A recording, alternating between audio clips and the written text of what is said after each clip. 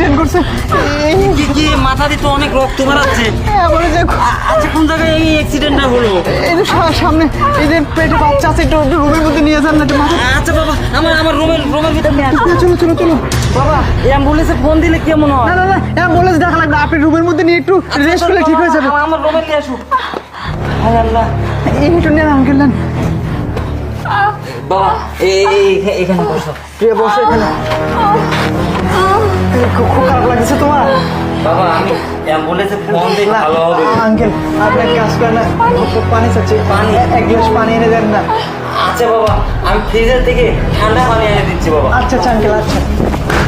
এটা বাবা উড়ে বাবা এই